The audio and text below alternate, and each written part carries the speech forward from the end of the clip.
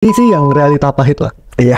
Jadi apa yang lu rencanakan, apapun yang udah lu tulis, yang udah lu bikin tahun ini gua mau seperti ini, Iya. kemungkinan tuh gak sesuai.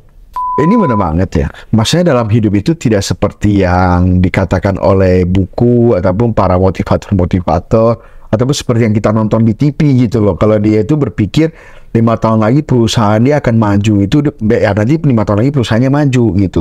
Gak selalu seperti itu. Bahkan mungkin saya bisa bilang 80% itu gak akan sesuai. Contoh, awalnya kita mikir kita mau buka rumah makan. Kita buka.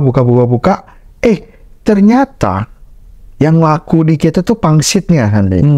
Akhirnya kita jualan pangsitnya jadi pabrik pangsit. Kan gak ada yang tahu.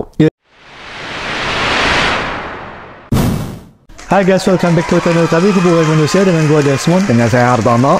Setelah kurang lebih berjalan udah hampir setahun nih ya, 2023 ini. Betul. Gak berasa nih udah mau 2024. Benar, udah mau berakhir Jadi ya. udah mau berakhir, maksudnya cepet banget waktu berlalu. Iya, benar. Nah, jadi sebenarnya tiap tahun baru mau memulai tahun baru, pasti kita itu selalu ada kayak perencanaan lah. Iya. Jadi kayak ada target baru nih tahun 2024 kita mau ngapain. Maksudnya ini pribadi ya, jadi mungkin secara pribadi ataupun secara perusahaan, secara organisasi dan lain-lain.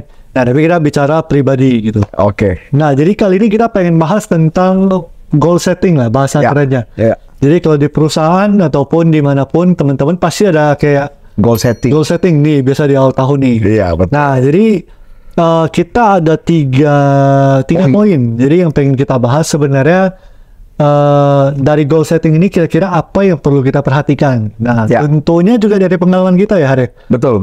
Nah, jadi kita langsung mulai aja nih. Poin pertama.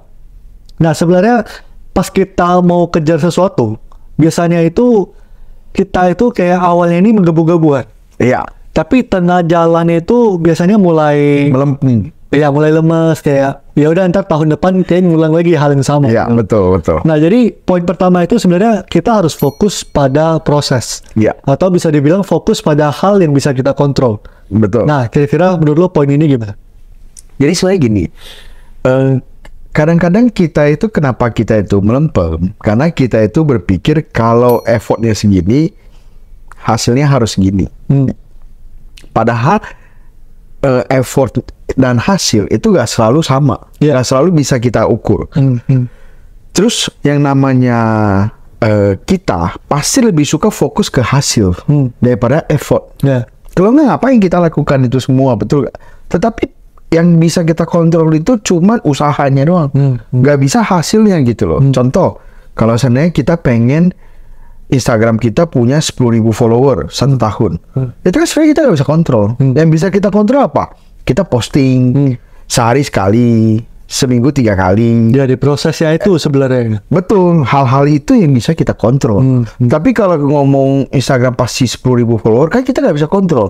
Kita bisa belajar gimana caranya biar bisa 10k. Bisa jadi 20.000 juga. Betul, bisa jadi 50k juga, bener nggak?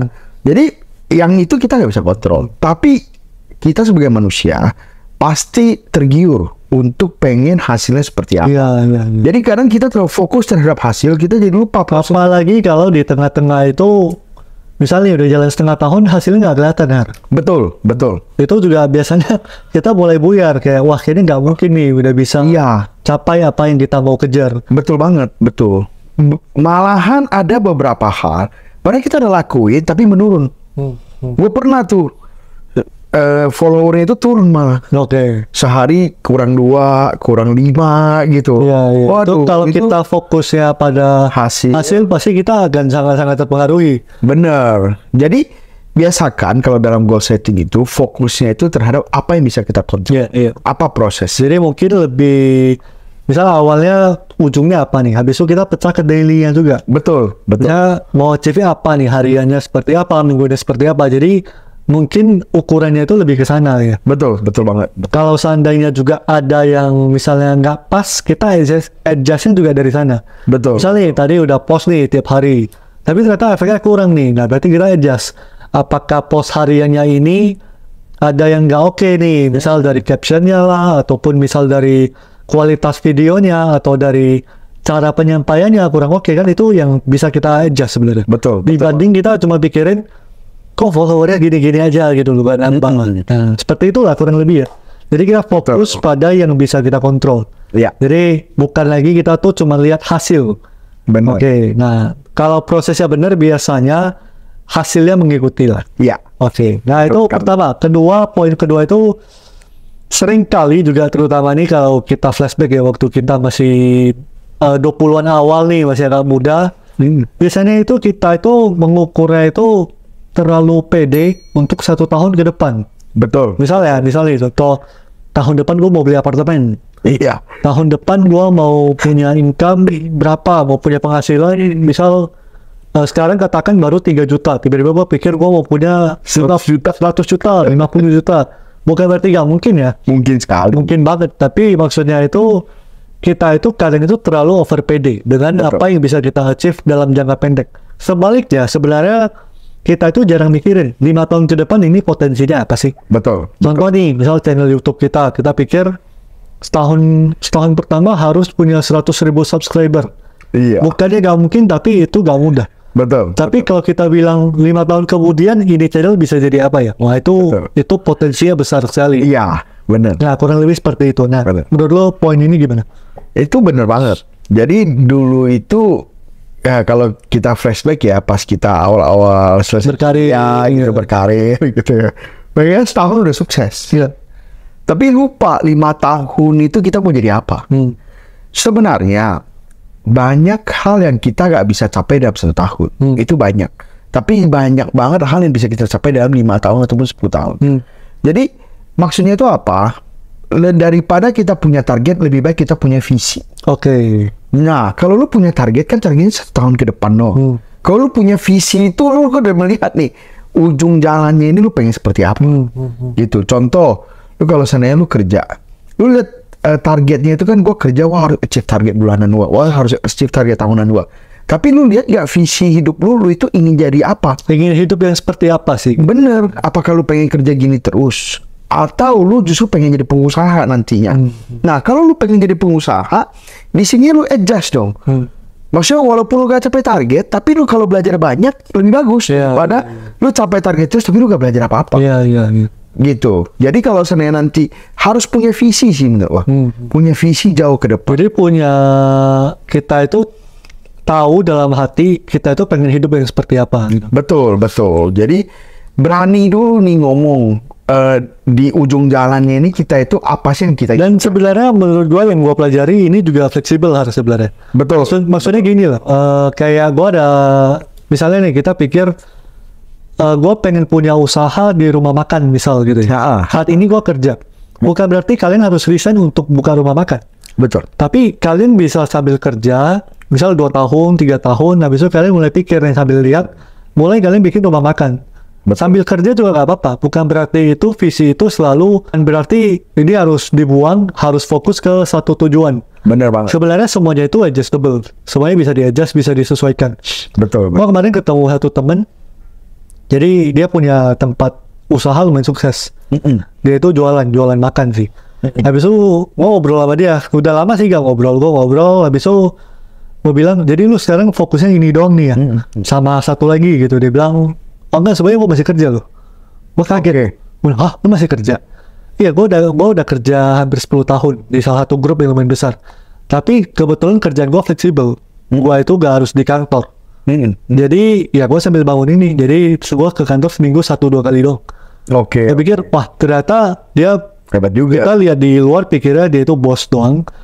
Maksudnya pemilik usaha, tapi ternyata dia itu juga sambil kerja gitu. Dan sebenarnya saya kepikiran ternyata fleksibel, nggak sekaku yang kita bayangkan.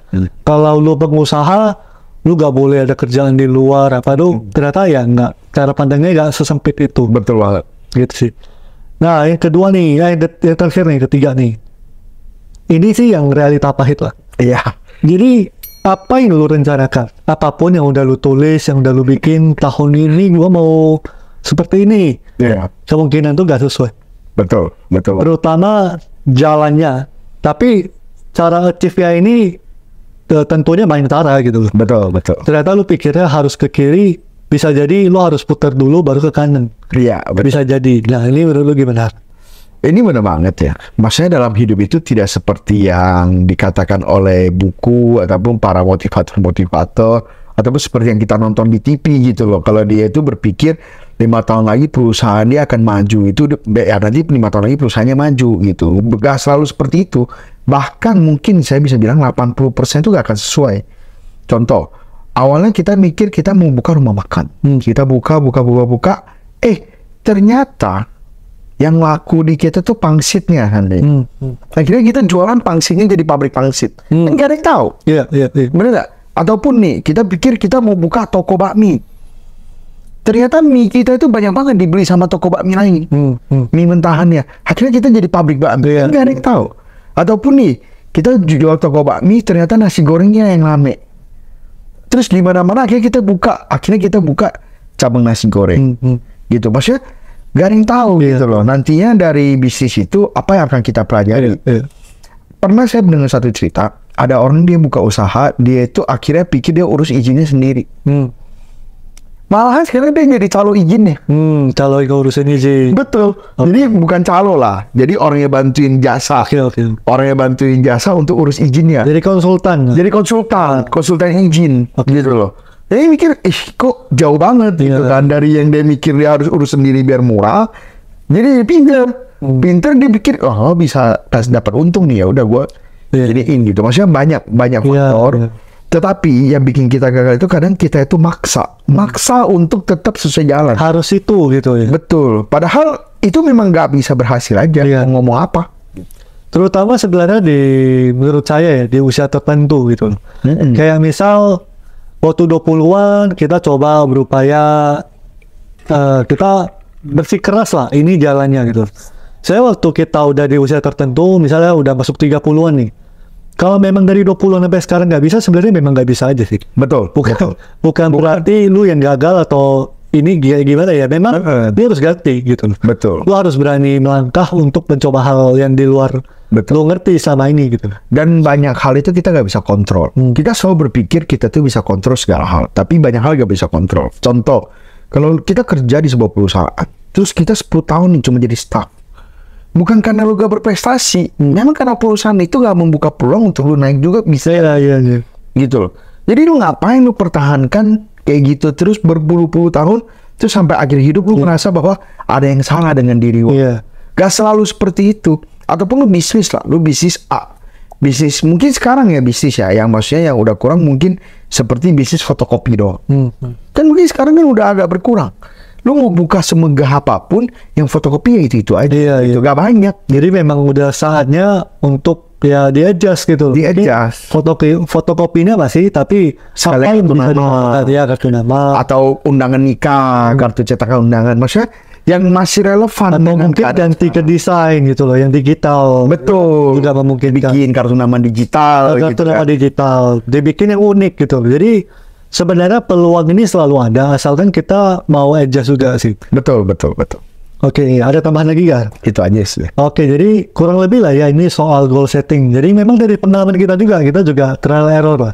Dan sekarang juga kita juga masih coba terus sih. Jadi mencoba hal-hal yang mungkin untuk goal setting ini lebih baiknya seperti apa. Dan semoga sharing ini juga berguna lah ya buat teman-teman. Nah, lalu teman-teman ada nggak tips mungkin juga untuk goal setting ya? Kira-kira dari pengalaman kalian apa yang perlu dilakukan? Boleh juga di kolom komen. Jadi juga share ke penonton yang lain juga. Jadi sharing is caring lah ya bahasanya. Oke, itu aja. Jangan lupa di like, di subscribe, dan di share ke teman kalian yang butuh dengar ini. Sampai ketemu di video berikut. Thank you.